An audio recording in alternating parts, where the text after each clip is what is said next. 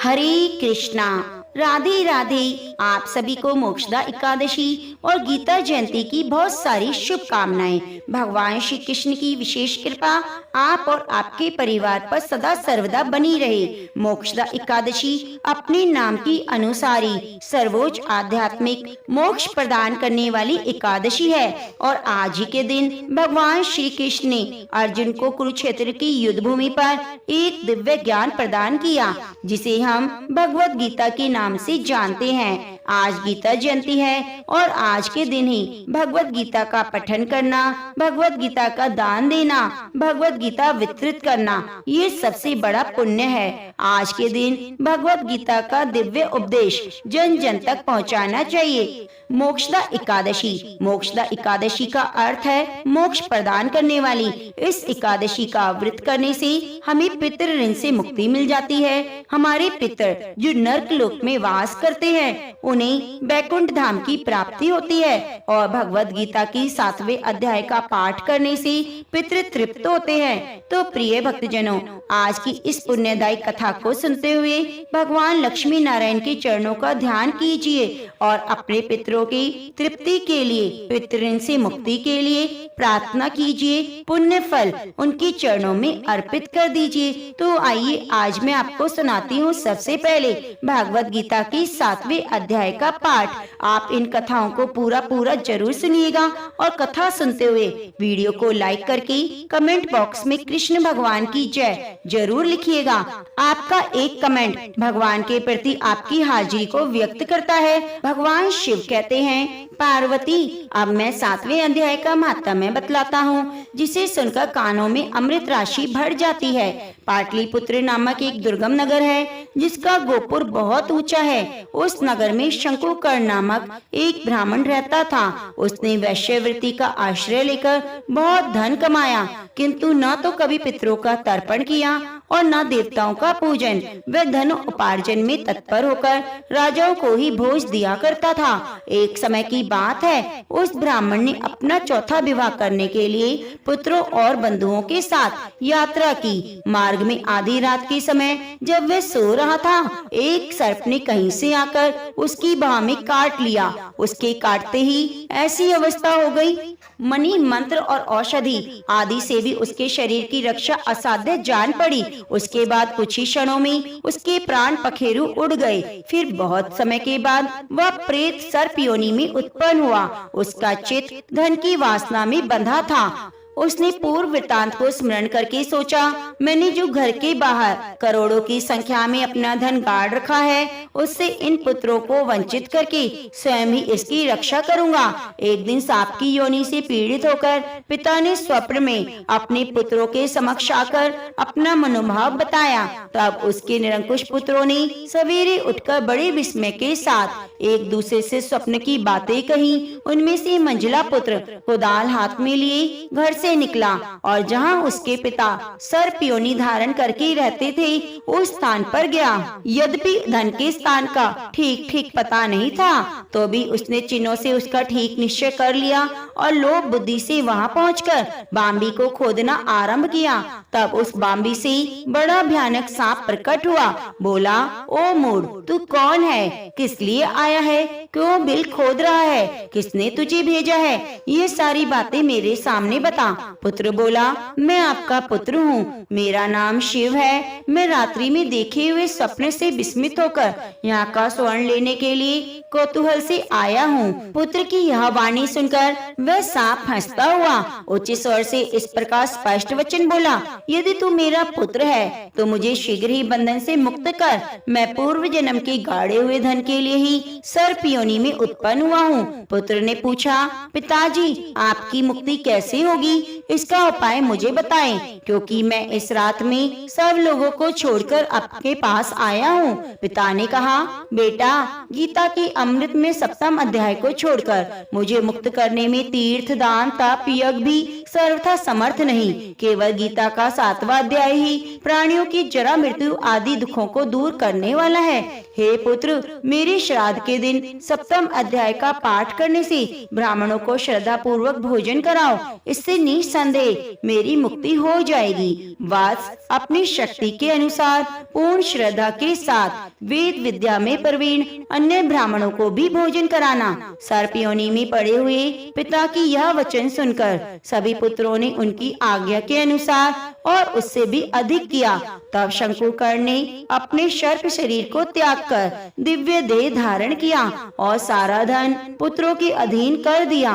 पिता ने करोड़ों की संख्या में जो धन बांट कर दिया था, उससे वे सदाचारी पुत्र बहुत प्रसन्न हुए। उनकी बुद्धि धर्म में लगी हुई थी, इसलिए उन्होंने बावली, कुआं, पोखरा, यज्ञ और देव मंदिर के लिए धन का उपयोग किया, अंशाला बनवाई। उसके बाद 7वें अध्याय का सदा जप करते हुए उन्होंने मोक्ष प्राप्त किया। हे पार्वती, यह तुम्हें 7वें अध्याय का महात्म्य बताया गया, जिसके श्रवण मात्र से मानव को पातकों से मुक्ति मिल जाती है। प्रेम से बोलिए लक्ष्मी नारायण भगवान की जय। प्रिय भक्तजनों, अब आइए सुनते हैं 7वें अध्याय का सार। भगवान श्री कृष्ण बोले, हे पार्थ, तू मेरे में अनन्य प्रेम से आसक्त हुआ, मन वाला और अनन्य भाव से मेरे परायण होकर योग में लगा हुआ। मुझको संपूर्ण विभूति, बल, ऐश्वर्य आदि गुणों से युक्त सबका आत्म रूप जिस प्रकार संशय जानेगा उसको सुन। मैं तेरे लिए इस रहस्य सहित तत्व ज्ञान को संपूर्णता से कहूँगा कि जिसको जानकर संसार में फिर और कुछ भी जानने योग्य शेष नहीं रहता। हजारों मनुष्यों में कोई ही मनुष्य मेरी प्राप्ति के लिए यत्न करता है और उन यत्न करने वाले योगियों में भी कोई ही पुरुष मेरे परायण हुआ मेरे को तत्व से जानता है, अर्थात मर्म से जानता है। हे अर्जुन, पृथ्वी, जल, अग्नि, वायु, आकाश, मन, बुद्धि, अहंकार भी ऐसे यह 8 प्रकार से विभक्त हुई मेरी प्रकृति है। यह 8 प्रकार के भेदों वाली तो अपरा है, मेरी जड़ प्रकृति है। और हे माँ भाव, इससे दूसरी को मेरी जीव रूपा परा अर्थात चेतन प्रकृति जान, जिससे ये संपूर्ण जगत धारण किया जाता है। हे अर्जुन, तू ऐसा समझ कि संपूर्ण भूत इन दोनों प्रकृतियों से ही उत्पत्ति वाले हैं और मैं संपूर्ण जगत का उत्पत्ति और प्रलय रूप हूँ, संपूर्ण जगत का मूल कारण हूँ। इसलिए हे धनंजय, मेरे से सिवा किंचित मात्र भी दूसरी वस्तु नहीं। ये संपूर्ण जगत सूत्र में मणियों की सदृश मेरे में गुथा है। हे अर्जुन, जल में मैं रस हूँ, चंद्रमा और सूर्य में प्रकाश, संपूर्ण वेदों में ओमकार, आकाश में शब्द, पुरुषों में पुरुषत्व, पृथ्वी में पवित्र गंध और अग्नि में तेज हूँ। संपूर्ण भूतों में उनका जीवन हूँ, अर्थात जिससे वे जीते हैं वह मैं हूँ। तपस्वियों में तप हूँ। हे अर्जुन, तू संपूर्ण भूतों का सनातन कारण मेरे को ही जान। मैं बुद्धिमानों की बुद्धि और तेजस्वियों का तेज हूँ। हे भरत श्रेष्ठ, मैं बलवानों का आसक्ति और कामनाओं से रहित बल सामर्थ्य हूँ। सब भूतों में धर्म के अनुकूल, शास्त्र के अनुकूल काम हूँ और जो भी सत्वगुण से उत्पन्न होने वाले भाव हैं, रजोगुण से, तमोगुण से होने वाले भाव हैं, उन सबको तू मेरे में होने वाले हैं ऐसा जान। परंतु वास्तव में उनमें मैं और वे मेरे में नहीं। गुणों के कार्य रूप सात्विक, राजस, तामस इन तीनों प्रकार के भावों से अर्थात राग, द्वेषादि विकारों से, संपूर्ण विषयों से यह संसार मोहित हो रहा है। इसलिए इन तीनों गुणों से परे मुझ अविनाशी को तत्व से नहीं जानता, क्योंकि यह अलौकिक अर्थात अति अद्भुत त्रिगुणमयी मेरी योग माया बड़ी दुस्तर है। परंतु जो पुरुष मेरी को ही निरंतर भजते हैं वे माया का उल्लंघन कर जाते हैं, अर्थात संसार से तर जाते हैं। ऐसा सुगम उपाय होने पर भी माया द्वारा हरे हुए ज्ञान वाले आसुरी स्वभाव को धारण किए हुए मनुष्यों में नीच और दूषित कर्म करने वाले मूढ़ लोग तो मेरे को नहीं भजते। हे भरतवंशियों में श्रेष्ठ अर्जुन, उत्तम कर्म वाले अर्थार्थी, आर्त, जिज्ञासु, ज्ञानी, निष्कामी 4 प्रकार के भक्तजन मेरे को भजते हैं। उनमें भी नित्य मेरे में एक ही भाव से स्थित हुआ अनन्य प्रेम भक्ति वाला ज्ञानी ज्ञानी भक्त अति उत्तम है, क्योंकि मेरे को तत्व से जानने वाले ज्ञानी को मैं अत्यंत प्रिय हूँ और वह ज्ञानी मेरे को अत्यंत प्रिय है। यद्यपि ये सब उदार हैं, अर्थात श्रद्धा सहित मेरे भजन के लिए समय लगाने वाले हैं, क्योंकि वह स्थिर बुद्धि ज्ञानी भक्त अति उत्तम गति स्वरूप मेरे में ही अच्छी प्रकार स्थित है, जो बहुत जन्मों के अंत के जन्म में तत्व ज्ञान को प्राप्त हुआ ज्ञानी सब कुछ वासुदेव ही है, अर्थात वासुदेव के सिवा अन्य कुछ है ही नहीं। इस प्रकार मेरे को भजता है वह महात्मा अति दुर्लभ है। हे अर्जुन, जो विषय आसक्त पुरुष है वे तो अपने स्वभाव से प्रेरे हुए उन भोगों की कामना द्वारा ज्ञान से भ्रष्ट हुए उस नियम को धारण करके जिस देवता की पूजा के लिए जो नियम लोक में प्रसिद्ध है उस नियम को धारण करके अन्य देवताओं को भजते हैं, पूजते हैं। जो सकामी भक्त जिस देवता के स्वरूप को श्रद्धा से पूजना चाहता है उस भक्त की मैं उसी देवता के प्रति श्रद्धा को स्थिर करता हूँ। वह पुरुष उस श्रद्धा से युक्त हुआ देवता के पूजन की चेष्टा करता है और देवता से मेरे द्वारा ही विधान किए हुए उन उचित भोगों को निसंदेह प्राप्त होता है, परंतु उन अल्प बुद्धि वालों का वह फल नाशवान है तथा वे देवताओं को पूजने वाले देवताओं को प्राप्त होते हैं। मेरे भक्त चाहे जैसे ही भजे शेष में मेरे को प्राप्त होते हैं। ऐसा होने पर भी सब मनुष्य मेरा भजन नहीं करते। इसका कारण यह है कि बुद्धिहीन पुरुष मेरे अनुत्तम अर्थात जिससे उत्तम कुछ भी नहीं ऐसे अविनाशी परम भाव को अर्थात अजन्मा अविनाशी हुआ भी अपनी माया से प्रकट होता हूँ ऐसे प्रभाव को तत्व से ना जानते हुए मन इंद्रियों से परे मुझ सच्चिदानंद घन परमात्मा को मनुष्य की भांति जन्म कर भक्ति भाव को प्राप्त हुआ मानते हैं। अपनी योग माया से छिपा हुआ मैं सबके प्रत्यक्ष नहीं होता, इसलिए ये अज्ञानी मनुष्य मुझ जन्म रहित अविनाशी परमात्मा को तत्व से नहीं जानता, अर्थात मेरे जन्मने मरने वाला समझता है।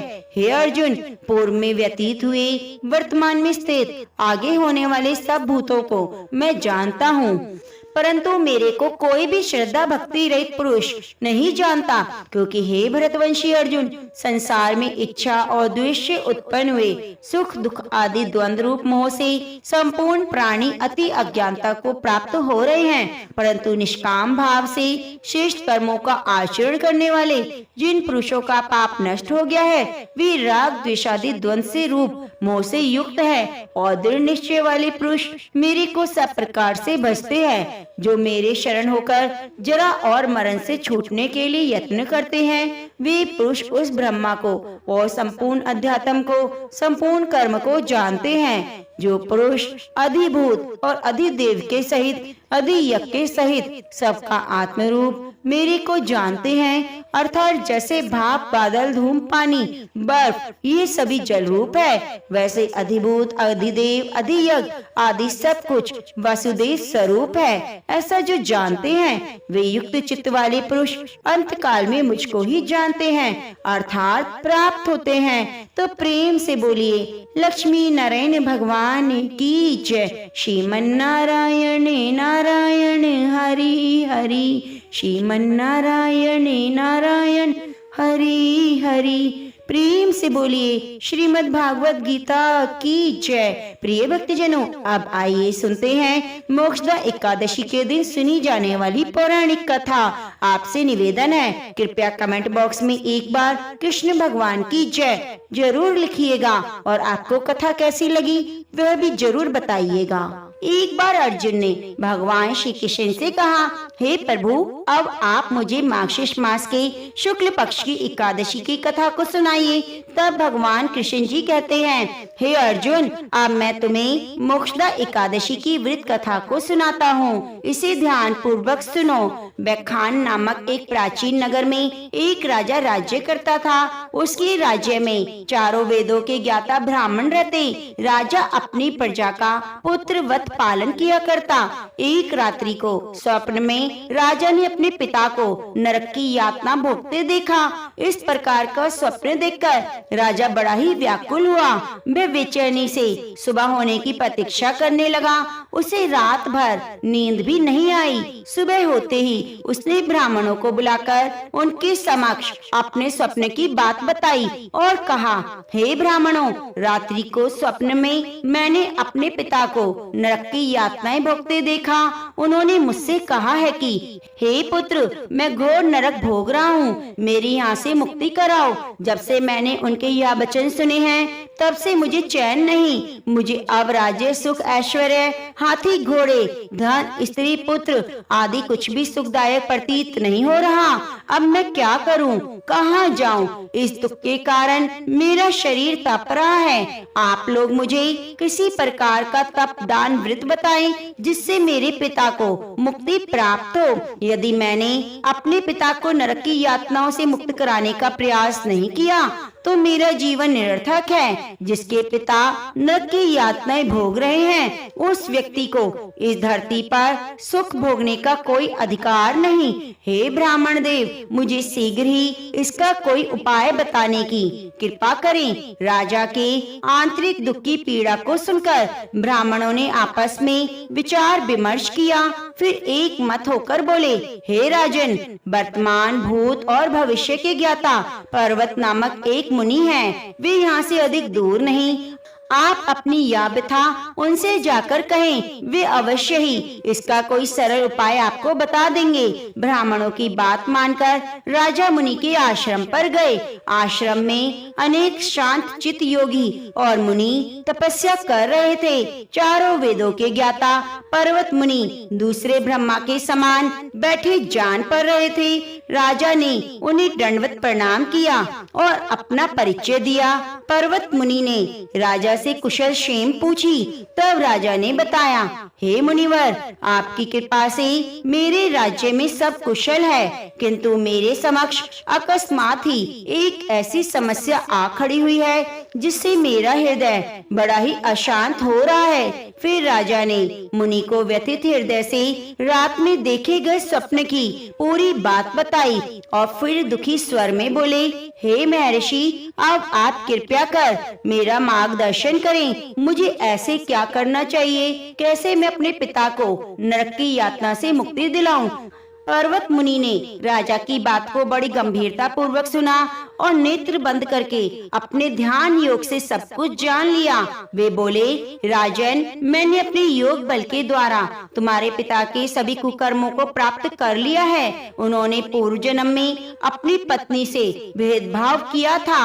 अपनी बड़ी रानी के कहने में आकर उन्होंने अपनी दूसरी पत्नी को ऋतु दान मांगने पर भी नहीं दिया, यानी उनकी दूसरी पत्नी गर्भ धारण करना चाहती थी तो राजा ने उन्हें मना कर दिया। उसी पाप कर्म के फल से तुम्हारे पिता नरक में हैं। यह जानकर राजा मुनि से याचना भरे स्वर में बोले, हे ऋषिवर, मेरे पिता के उद्धार का आप कोई उपाय बताने की कृपा करें। किस प्रकार से वे इस पाप से मुक्त होंगे? पर्वत मुनि बोले, हे राजन, मार्गशीर्ष मास के शुक्ल पक्ष में जो एकादशी आती है उसे मोक्षदा एकादशी कहते हैं। यह मोक्षदा एकादशी मोक्ष प्रदान करने वाली है। आप इस एकादशी का व्रत करें और इस व्रत के पुण्य संकल्प करके अपने पिता को अर्पित कर दें। एकादशी के पूर्ण प्रभाव से अवश्य ही आपके पिता को मुक्ति मिलेगी। पर्वत मुनि के वचनों को सुनकर राजा अपने राज्य को लौट आया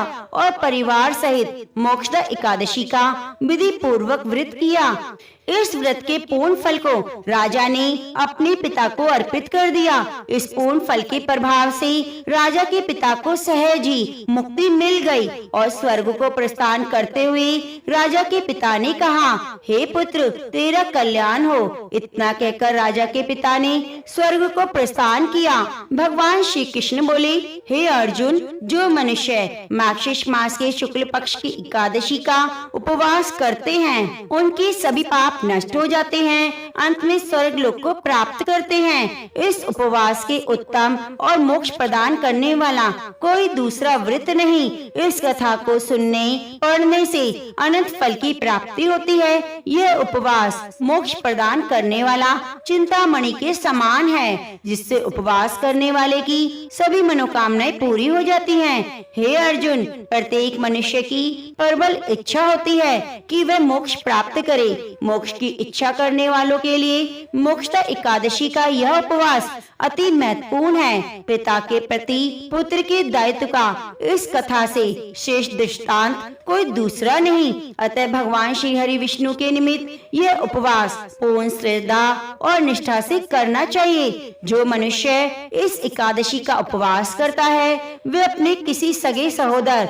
मित्र बंधु को भी इस उपवास का फल अर्पण करके उसके पापों को, कलेशों का नाश कर सकता है। इसके बाद भगवान कृष्ण ने अर्जुन से कहा, अब मैं तुम्हें मोक्षदा एकादशी के व्रत की विधि को बताता हूँ, इसे ध्यान पूर्वक सुनो। एकादशी के एक दिन पूर्व ही यानी दशमी से ही तामसिक भोजन का त्याग कर देना चाहिए। माघ शुक्ल पक्ष की एकादशी के दिन व्रत रखा जाता है। इस दिन गीता जयंती भी मनाई जाती है। भगवान सूर्यदेव की उपासना करें, उन्हें अर्घ अवश्य दें, ब्रह्मचर्य रहकर एकादशी का व्रत करें। इस दिन स्नान के बाद व्रत का संकल्प अवश्य लें। गीता जयंती या मोक्षदा एकादशी के दिन ब्रह्म मुहूर्त में उठकर भगवान लक्ष्मी नारायण का स्मरण करें और अपने दिन की शुरुआत करें। उसके बाद नित्य कर्म से निवृत्त होकर गंगा जल मिलाकर जल में ओम नमो भगवते वासुदेवाय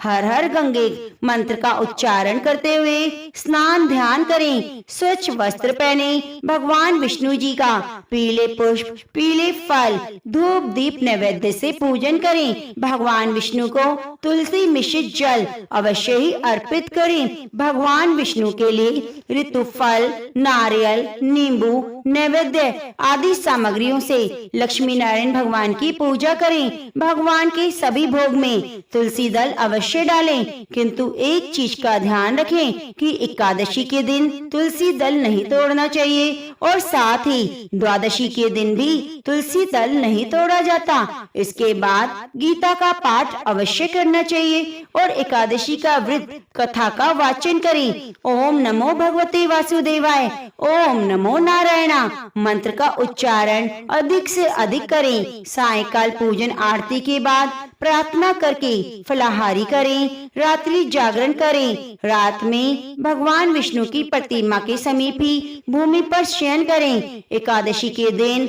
गाय बछड़े की पूजा करें। तुलसी की पूजा अवश्य करें। केले के पेड़ का पूजन भी करना चाहिए। गाय को चने की दाल अवश्य खिलानी चाहिए। इस दिन किसी का अपमान भूलकर भी नहीं करना चाहिए। तो भगवान लक्ष्मी नारायण हमारी सभी मनोकामनाएं पूरी करते हैं। तो प्रेम से बोलिए लक्ष्मी नारायण भगवान की जय। एक गांव में एक बुजुर्ग महिला रहा करती थी। वे बहुत पूजा पाठ करती। वह रोज तुलसी माता की पूजा किया करती। बुजुर्ग महिला रोज तुलसी माता से कहती, हे तुलसी माँ, तू मुझे बहू दे, पीताम्बर की धोती दे, मीठा मीठा घास दे, बैकुंठ का बांस दे, चटके की चाल दे, पटके की मौत दे, चंदन की काठ दे, रानी सा काज दे, दाल भात का भोजन दे, ग्यारस की मौत दे, श्री कृष्ण का कांधा दे।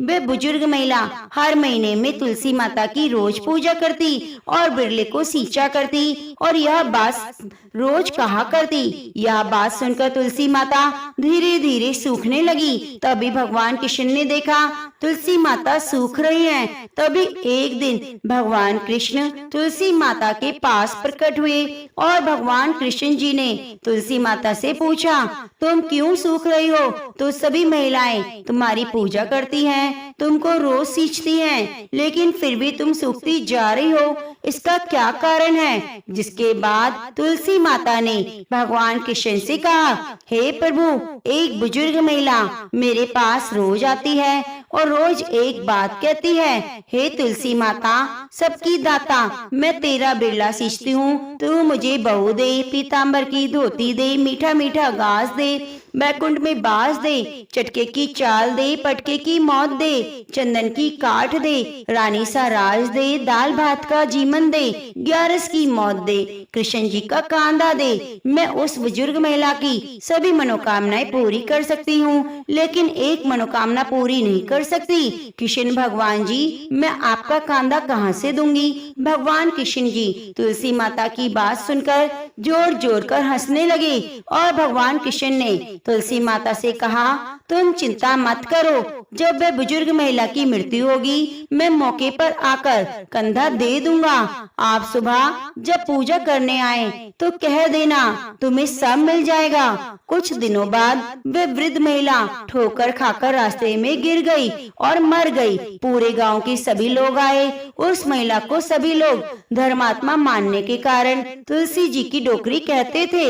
उसके परिवार में कोई भी नहीं था, इसलिए गांव वालों ने ही उसके अंतिम संस्कार की योजना बनाई। उसे नहला धुलाकर बैकुंठी पर बिठाने के लिए उठाने लगे तो वह इतना भारी हो गई कि कोई भी उसे उठा नहीं पाया। यह देखकर सभी लोग तरह तरह की बातें करने लगे। कहने लगे, ये इतना पूजा पाठ करती थी, हर समय माला फेरती थी, फिर भी इतनी भारी हो गई। वह पूरे गांव में चर्चा होने लगी। डोकरी माई कोई भक्ति नहीं करती थी, वे छल कपट करती थी। हम जिसे धर्मात्मा समझते वे पापिन थी, जो किसी से भी नहीं उठ पा रही। कर्मों की सजा है। इधर भगवान ने सोचा, मेरे भक्त की निंदा हो रही है, इसलिए भगवान ने बूढ़े ब्राह्मण का वेश धारण किया और वहां आए और वहां एकत्रित लोगों से पूछने लगे, यहाँ इतनी भीड़ क्यों लगी है? जिसे लोग कहने लगे, ये डोकरी माई मर गई और पाप इतना था कि जिससे ये उठ नहीं पा रही। सब उठा उठा कर थक गए। तब ब्राह्मण ने कहा, मुझे एक बार डोकरी के कानों में कुछ कहने दो, फिर देखो कैसे उठती है। तो सभी लोगों ने कहा, आप भी प्रयास करके देख लीजिए। तब भगवान ने वृद्ध महिला के कान में कहा, हे डोकरी माई, देख मैं आ गया। और डोकरी माई पूजा करते समय जो शब्द कहती थी वही शब्द उसके कानों में कहने लगे, पिल्ला सींच तेरा मैं करूँ निस्तारा। डोकरी माई, बहू ले, बेटे ले, पोता ले, लड्डू ले, पीतांबर की धोती ले, गहना ले, दाल भात का जीवन ले, मीठा मीठा घास ले और एकादशी का दिन ले, किसी का पत्ता मुंह में ले, गंगा जल ले, 11 का दिन ले, चंदन की काठ ले, श्री कृष्ण जी का कांधा ले। इतना सुनते ही डोकरी हल्की हो गई। भगवान ने बोला, आओ इसे उठाओ। भगवान ने हाथ लगाया, डोकरी उठ गई। सबको बड़ा आश्चर्य हुआ। खूब धूमधाम से ले जाया गया। भगवान उसे अपने कंधे पर ले गए। पूरे गांव में इसकी चर्चा होने लगी, जिससे उसकी मुक्ति मिल गई और ये बैकुंठ में चली गई। सभी लोग देखते रह गए। सभी लोगों ने देखा कि शमशान घाट तक तो वह ब्राह्मण साथ आया, लेकिन अब वह दिखाई नहीं दे रहा। लोग समझ गए कि और कोई नहीं, भगवान ही बूढ़े ब्राह्मण के रूप में आए थे। तो प्रेम से बोलिए, राधा कृष्ण भगवान की जय, तुलसी शालिग्राम भगवान की जय। इस कहानी को सीता माता कहती थी और प्रभु श्री राम सुना करते थे। एक दिन श्री राम भगवान को किसी काम के लिए बाहर जाना पड़ा तो सीता माता कहने लगी, भगवान मेरा तो 12 वर्ष का नित्यनेम है, अब आप बाहर जाएंगी तो मैं अपनी कहानी किसे सुनाऊंगी? तब श्री राम ने कहा, हे सीते, आप कुएं की पाल पर जाकर बैठ जाना और वहाँ पर जो भी औरतें पानी भरने आएंगी उन्हें अपनी कहानी सुना दिया करना। सीता माता कुएं की पाल पर जाकर बैठ गई। तभी एक स्त्री आई। उसने रेशम की जरी साड़ी पहन रखी थी और सोने का घड़ा ले रखा था। सीता माता उसे देखकर कहने लगी, बहन मेरा 12 वर्ष का नित्यनेम सुन लो। पर वह स्त्री बोली, मैं तुम्हारा नित्यनेम सुनूंगी तो मुझे घर जाने में देर हो जाएगी, मेरी सास मुझसे झगड़ा करेगी। इसलिए उसने कहानी नहीं सुनी और अपने घर चली गई। लेकिन उसके घर जाते ही उसकी रेशम जड़ी की साड़ी फट गई। सोने का घड़ा मिट्टी के घड़े में बदल गया। सासू ने देखा तो पूछा, अरे बहू, ये किसका दोष अपने सिर लेकर आई है? बहू बोली, माँ जी, कुएं पर एक औरत बैठी थी। उसने अपनी कहानी सुनने के लिए कहा, लेकिन मैंने नहीं सुनी। शायद उसी का फल मुझे मिला है। बहू की बात सुनकर अगले दिन वही साड़ी और वही घड़ा लेकर सास कुएं की पाल पर गई। सास को वहीं पर सीता माता बैठी मिली तो माता सीता ने कहा, बहन, मेरी कहानी सुन लो। सासू बोली, एक बार छोड़, मैं तो 4 बार कहानी सुन लूंगी। तब सीता माता बोली, राम आए लक्ष्मण आए, देश के पुजारी आए, नित नेम का नेम लाए। आओ राम, बैठो राम, तपी रसोई जीमो राम, माखन मिश्री खाओ राम, दूध पताशा पियो राम, राम सूत के पल का मोठो राम, शाल दुशाला ओढ़ो राम, जब बोलू राम ही राम, राम सवारे सबके काम, खाली घर भंडार भरेंगे राम, सबका बीड़ा पार करेंगे राम, श्री राम की जय जय राम, जय जय राम, जय जय राम। सासू बोली, बहन, कहानी तो बहुत अच्छी लगी। फिर कहानी सुनकर सासू घर चली गई और उसकी साड़ी फिर से रेशम जरी की बन गई। मिट्टी का घड़ा भी फिर वापस सोने के घड़े में बदल गया। बहू ने देखा तो कहने लगी, सासू माँ, आपने ये सब कैसे किया? सासू बोली, बहू, तू दोष लगाकर आई, मैं दोष उतार कर आ रही हूँ। बहू ने पूछा, माँ जी, वह कुएं वाली स्त्री कौन है? सासू ने बताया, वह तो सीता माता थी। वह पुराने से नया कर देती है, खाली घर भंडार भर देती है, वह लक्ष्मी का वास घर में कर देती है और मनुष्य की जो भी इच्छा हो उसे पूर्ण कर देती है। बहू बोली, माँ जी, फिर तो ऐसी कहानी मुझे भी सुना दो। सास बोली, ठीक है, तुम भी सुनो। फिर सास ने कहानी शुरू की। राम आए लक्ष्मण आए, देश के पुजारी आए, नित नेम का नेम लाए। आओ राम, बैठो राम, तपी रसोई जीमो राम, माखन मिश्री खाओ राम, दूध पताशा पियो राम, सूत के पल का मोठो राम, शाल दुशाला पोठो राम, शाल दुशाला ओढ़ो राम, जब बोलू राम ही राम, राम सवारे सबके काम, खाली भंडार भरेंगे राम, सबका बेड़ा पार करेंगे राम, बोलो श्री राम, जय जय राम। कहानी सुनकर बहू बोली, माँ जी, कहानी तो बहुत अच्छी है। सासू ने कहा, ठीक है, अब से हम इस कहानी को रोज किया करेंगे। अब सास बहू रोज सवेरे उठती, नहाती धोती, पूजा करने के बाद नित्य की सीता माता की कहानी कहती। एक दिन की बात है, उनके यहाँ पड़ोस की एक औरत आई और बोली, बहन, जरा सी आँच तो देना। बहू बोली, आँच तो अभी हमने नहीं जलाई। पड़ोसन बोली, तुम सुबह 4 बजे उठकर क्या कर रही हो? तो उन्होंने कहा, हम तो सुबह सुबह उठकर पूजा करती हैं, फिर सीता माता की नित्य नेम की कहानी कहती हैं। पड़ोसन ने उनकी बात सुनकर फिर कहा, सीता माता की कहानी सुनने से तुम्हें क्या मिला?